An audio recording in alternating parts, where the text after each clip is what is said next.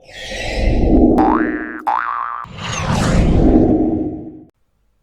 दोस्तों, एक बार फिर से स्वागत है आपका हमारे चैनल में जिसका नाम है एनसीईआरटी चैम्प्स। और आज के इस वीडियो ट्यूटोरियल में हम पढ़ने वाले हैं क्लास 6 की किताब भूगोल का 3rd चैप्टर जो है पृथ्वी की गतियां। दोस्तों, हम जानते हैं कि पृथ्वी की गति 2 प्रकार की है, घूर्णन एवं परिक्रमण। पृथ्वी का अपने अक्ष पर घूमना घूर्णन कहलाता है तथा पृथ्वी की दूसरी गति जो सूर्य के चारों ओर कक्ष में होती है इसे परिक्रमण गति कहते हैं। पृथ्वी का अक्ष एक काल्पनिक रेखा है जो इसके कक्षीय सतह से 66.5 डिग्री का कोण बनाती है। वह समतल से अक्ष द्वारा बनाया जाता है, इसे कक्षीय समतल कहते हैं।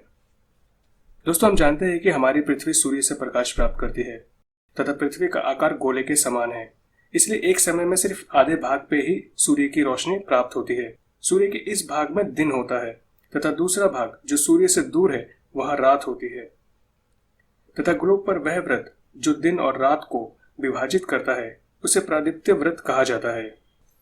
दोस्तों, अब आपके मन पे एक क्वेश्चन आ सकता है कि अगर पृथ्वी अपने अक्ष पर घूर्णन करे ही नहीं तो क्या होगा। ऐसी स्थिति में पृथ्वी का जो भाग सूर्य की तरफ होगा वह दिन होगा, जिसके कारण उस भाग में गर्मी लगातार बढ़ेगी तथा पृथ्वी के दूसरे भाग में हमेशा अंधेरा रहेगा एवं पूरे समय ठंड पड़ेगी, जिस कारण पृथ्वी पर जीवन संभव नहीं हो पाएगा। दोस्तों, हम जानते हैं कि पृथ्वी सूर्य के चारों ओर चक्कर लगाती है और एक चक्कर को पूरा करने में 1 साल या 365 दिन तथा 6 घंटे का समय लेती है। हम लोग एक वर्ष 365 दिन का मानते हैं तथा सुविधा के लिए 6 घंटे को इसमें नहीं जोड़ते। 4 वर्ष में प्रत्येक वर्ष के बचे हुए 6 घंटे मिलकर एक दिन यानी 24 घंटे के बराबर हो जाते हैं। इसके अतिरिक्त दिन को फरवरी के महीने में जोड़ा जाता है, इसलिए हर चौथे साल फरवरी महीना 28 के बदले 29 दिन का होता है। ऐसा वर्ष या साल जिसमें 366 दिन होते हैं इसे लीप वर्ष कहा जाता है। दोस्तों, अब हम देखते हैं ऋतुओं में परिवर्तन किन कारणों से होता है। सामान्यतः एक वर्ष में गर्मी, सर्दी, वसंत एवं शरद ऋतुओं में बांटा जाता है। ऋतु में परिवर्तन सूर्य के चारों ओर पृथ्वी की स्थिति में परिवर्तन के कारण होता है। जब पृथ्वी दीर्घवृत्ताकार पथ पर सूर्य के चारों ओर चक्कर लगाती है, 21 जून को उत्तरी गोलार्ध सूर्य की तरफ झुका होता है। सूर्य की किरणें कर्क रेखा पर सीधी पड़ती है, जिसके कारण इन क्षेत्रों में ऊष्मा अधिक प्राप्त होता है तथा ध्रुवों के पास वाले क्षेत्रों में कम ऊष्मा प्राप्त होता है क्योंकि वहां सूर्य की किरणें तिरछी पड़ती है। उत्तर ध्रुव सूर्य की तरफ झुका होता है तथा उत्तरी ध्रुव रेखा के बाद वाले भागों पर लगभग 6 महीनों तक लगातार दिन रहता है। चूंकि उत्तरी गोलार्ध के बहुत बड़े भाग में सूर्य की रोशनी प्राप्त होती है, इसलिए विषुवत वृत्त के उत्तरी भाग में गर्मी का मौसम होता है।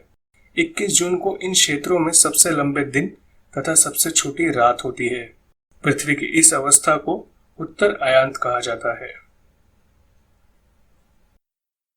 22 दिसंबर को दक्षिण ध्रुव सूर्य की ओर झुकी होने के कारण मकर रेखा पर सूर्य की किरणें सीधी पड़ती है, इसलिए दक्षिणी गोलार्ध के बहुत बड़े भाग में प्रकाश प्राप्त होता है और इसलिए दक्षिणी गोलार्ध में लंबे दिन तथा छोटी रात्रि वाली ग्रीष्म ऋतु यानी गर्मियों का महीना चलता है। इसके ठीक विपरीत स्थिति उत्तरी गोलार्ध में होती है। पृथ्वी की इस अवस्था को दक्षिण अयांत कहा जाता है।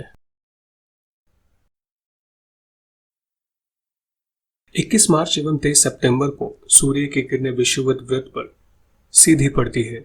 इस अवस्था में कोई भी ध्रुव सूर्य की ओर झुका नहीं होता, इसलिए पूरी पृथ्वी पर दिन एवं रात बराबर होते हैं।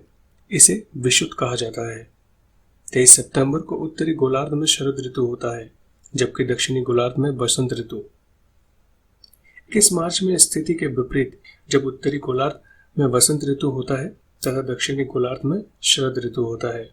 तो दोस्तों, इस प्रकार हमने देखा कि पृथ्वी की गतियों के कारण दिन एवं रात तथा ऋतुओं में परिवर्तन होता है।